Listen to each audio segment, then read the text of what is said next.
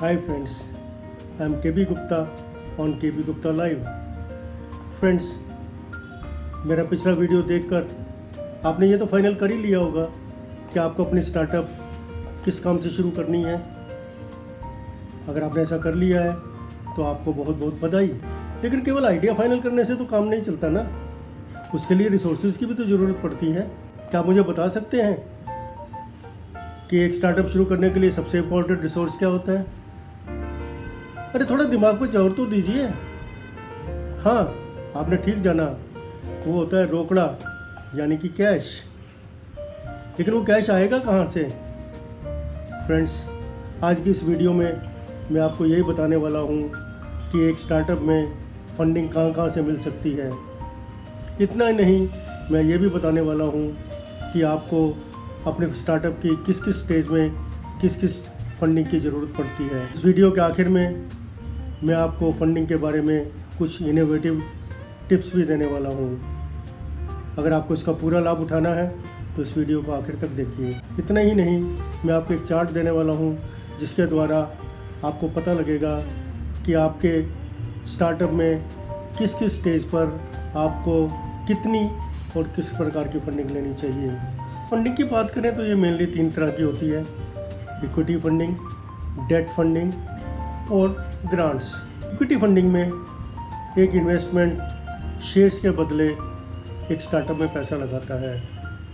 कहने का मतलब है कि वह आपके बिजनेस में एक पार्टनर बन जाता है। आपको उसका पैसा लौटाने की ज़रूरत नहीं है। अगर स्टार्टअप में प्रॉफिट होता है तो वह भी उस प्रॉफिट में हिस्सेदार बन जाता है।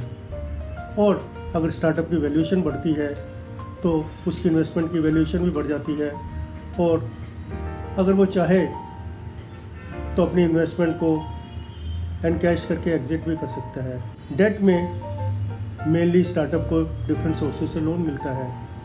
इस लोन पर स्टार्टअप को इंटरेस्ट भी देना पड़ता है। इतना ही नहीं, आपको अपना लोन चुकाने के लिए समय समय पर इंस्टॉलमेंट्स भी जमा करानी होती हैं, और कुछ लोन्स में फाउंडर को कुछ सिक्योरिटी भी देनी पड़ सकती है। ग्रांट्स एक ऐसी फंडिंग है जिसमें ना तो आपको हिस्सा देना पड़ता है और ना ही आपको वो लौटानी पड़ती है। ग्रांट्स जनरली गवर्नमेंट एजेंसीज द्वारा दी जाती हैं जो कि स्टार्टअप कल्चर को बढ़ावा देने के लिए ऐसा करते हैं। अब तो कुछ कॉरपोरेट्स भी आइडियाज़ के आधार पर कुछ स्टार्टअप्स को ग्रांट्स देते हैं।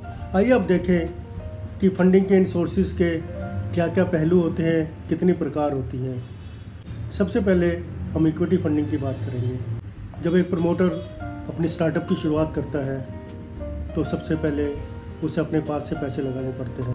इस तरह की इन्वेस्टमेंट को बूटस्ट्रैप फंडिंग कहा जाता है। हमें बहुत से ऐसे एग्जांपल मिल जाएंगे जहां पर लोगों को बूटस्ट्रैप फंडिंग के साथ अपनी स्टार्टअप की शुरुआत करनी पड़ी क्योंकि कोई दूसरा उन्हें इन्वेस्टमेंट देने को तैयार नहीं था। वो बाद में बहुत सक्सेसफुल भी हो गए, और बाद में कई इन्वेस्टर उनकी कंपनी में इन्वेस्टमेंट करने के लिए उनके पीछे पीछे भी घूमने लगे। स्टार्टअप की शुरुआत में एक और तरह के लोग होते हैं जो आपके ऊपर पूरा ट्रस्ट करते हैं। ये लोग होते हैं फ्रेंड्स एंड फैमिली मेम्बर्स। मैंने बहुत सी ऐसी स्टार्टअप देखी हैं जहाँ पे फ्रेंड्स और फैमिली से पैसा लेकर स्टार्टअप की शुरुआत की गई और बाद में ये बहुत सक्सेसफुल हो गई। कुछ इंक्यूबेटर्स भी काम की शुरुआत में स्टार्टअप्स की बहुत हेल्प करते हैं, जिनमें इन्वेस्टमेंट भी शामिल है। इसके अलावा ये बहुत सी वैल्यू एडेड सर्विसेज भी देते हैं, जिसमें ऑफिस स्पेस, इक्विपमेंट्स, हायरिंग और लीगल एड्स भी शामिल हैं। अगर आप अपने लिए कोई इंक्यूबेटर ढूंढना चाहते हैं तो मैंने इंक्यूबेटर्स की लिस्ट का लिंक डिस्क्रिप्शन बॉक्स में दिया है। एंजल इन्वेस्टर्स वो होते हैं जो एक हाई पोटेंशियल स्टार्टअप में इक्विटी के बदले इन्वेस्टमेंट करते हैं। अगर आप किसी एंजल इन्वेस्टर से संपर्क करना चाहते हैं तो मैंने एंजल इन्वेस्टर्स के नेटवर्क पेज का लिंक डिस्क्रिप्शन बॉक्स में दिया है। क्राउड फंडिंग भी इन्वेस्टमेंट पाने का एक तरीका है। क्राउड फंडिंग में बहुत से लोग एक क्राउड फंडिंग प्लेटफॉर्म के द्वारा छोटी छोटी इन्वेस्टमेंट करते हैं। क्राउड फंडिंग उन केसेस में ज़्यादा हेल्पफुल है जहाँ पे इन्वेस्टमेंट की रिक्वायरमेंट थोड़ी कम होती है। इसे यूजुअली ऑनलाइन पाया जाता है। वेंचर कैपिटल फंड भी फंडिंग का एक बहुत बड़ा और पुख्ता सोर्स है। वेंचर कैपिटल फंड्स एक प्रोफेशनली मैनेज्ड इन्वेस्टमेंट फंड्स होते हैं। ये डिफरेंट स्टार्टअप्स में अलग अलग स्टेजेस पे डिफरेंट काइंड ऑफ इन्वेस्टमेंट्स करते हैं। वेंचर कैपिटल्स की इन्वेस्टमेंट फ़िलॉसफी क्या होती है, इनसे फंड्स कैसे पाए जा सकते हैं और ये किस तरह की स्टार्टअप्स में इन्वेस्ट करती हैं, इसके बारे में डिटेल में जानकारी देने के लिए मैं अगली वीडियो बनाने जा रहा हूँ। अगर आप वेंचर कैपिटल फंडिंग की डिटेल जानकारी चाहते हैं तो मेरी इस वीडियो का इंतज़ार कीजिए। प्राइवेट इक्विटी और इन्वेस्टमेंट फर्म्स ज़्यादातर स्टार्टअप्स में इन्वेस्ट नहीं करते हैं, लेकिन अब इन्होंने उन स्टार्टअप्स में पैसा लगाना शुरू कर दिया कि जो बहुत एक अच्छा काम कर रही हैं। जो स्टार्टअप्स काफ़ी लंबे समय से अच्छा काम कर रहे हैं वे IPO लाने की सोच सकते हैं। IPO के 2 लाभ होते हैं। एक तो पब्लिक को शेयर देकर प्रोमोटर्स और इन्वेस्टर्स एक्सिट कर सकते हैं, और दूसरा बहुत बड़ी इन्वेस्टमेंट के लिए आपको फंडिंग मिल सकती है। लेकिन ये ध्यान रखिए कि IPO और शेयर लिस्टिंग कराना एक बहुत ही लंबा और कॉम्प्लिकेटेड प्रोसेस है। जैसे कि मैंने आपको बताया कि स्टार्टअप की फंडिंग के कई सोर्सेज हैं और डेट भी उनमें से एक है। लोन लेने के लिए बहुत से सोर्सेज होते हैं, लेकिन मेरा ऐसा मानना है कि बैंक्स लोन लेने के बहुत ही रिलायबल और स्टडी सोर्स होते हैं। कुछ लोगों का ऐसा मानना है कि बैंकों से लोन लेना बड़ा डिफ़िकल्ट है, लेकिन मैं आपको बता दूं ऐसा बिल्कुल भी नहीं है। ज़रूरत है बैंक्स के सिस्टम को समझने की। आजकल तो कई बैंकों ने अपने कई ब्रांचेस में स्टार्टअप्स को हेल्प करने के लिए एक स्पेशल स्टार्टअप सेल्स भी खोले हैं। सरकार भी बैंकों से लोन लेने पर स्टार्टअप्स को बहुत सी सुविधाएं देती है। इसमें लोन को लौटाने के लिए लंबा समय और सब्सिडी शामिल है। अगर आप बैंक लोन के बारे में डिटेल में जानना चाहते हैं तो आप मेरी book you can become an entrepreneur पढ़ सकते हैं। यह बुक अमेज़ॉन पर उपलब्ध है और इसको खरीदने का लिंक मैंने डिस्क्रिप्शन बॉक्स में भी दिया है।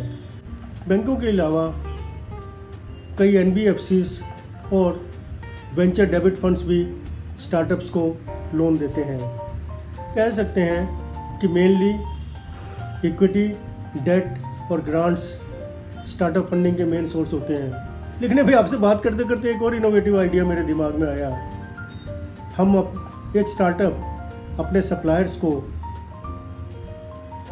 सप्लाई के एवज में कैश के अलावा शेयर्स भी दे सकते हैं। जरा ट्राई करके तो देखिए।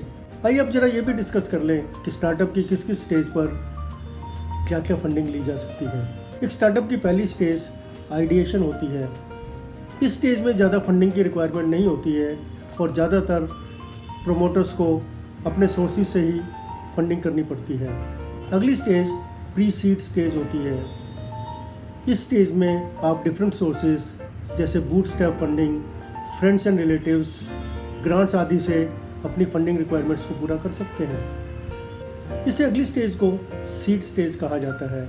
इस स्टेज में incubators, government loan schemes, angel investors और क्राउड फंडिंग मेन सोर्सेज होते हैं। सीरीज ए स्टेज में banks, non banking finance companies, venture capital funds और वेंचर डेट फंडिंग इत्यादि से भी फंडिंग ली जा सकती है।